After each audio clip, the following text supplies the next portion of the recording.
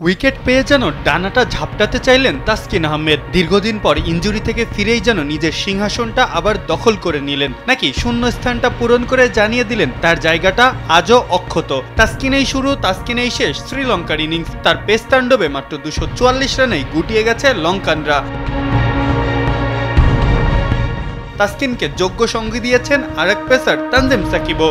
Pace, bounce, line লেন্থের নিখুঁত ফাঁদে পড়তে বাধ্য হয়েছে লঙ্কান টপ অর্ডার। 29 রানে 3 উইকেট হারানো শ্রীলঙ্কাকে আশার আলো দেখিয়েছেন অধিনায়ক আসালাঙ্কা ও কুশাল মেন্ডিস। তবে কুশালকেও বড় ইনিংস খেলতে দেননি অভিষিক্ত তানভীর। তবে এক পাশ আগলে ধরে শ্রীলঙ্কাকে টেনে নিয়ে গেছেন আসালাঙ্কা। ওয়ালটন এখন দেশের সীমানা পেরিয়ে পৌঁছে গিয়েছে 50টিরও বেশি দেশে। ওয়ালটন, ঘরে ঘরে বিশ্বজুড়ে। তবে 46তম ওভারে এসে আবারও জোড়া উইকেট তুলে নিয়ে শ্রীলঙ্কার কফিনে শেষ পেরেক ঠুকে দেন তাসকিন। যদিও 5 পার পাননি তিনি, তবে তার এই 4 উইকেটের ইম্প্যাক্টই বদলে দিতে পারে ম্যাচের ভাগ্য। কেননা এতটা দাপটের মাঝেও ছিল শ্রীলঙ্কার নীরব বিদ্রোহ।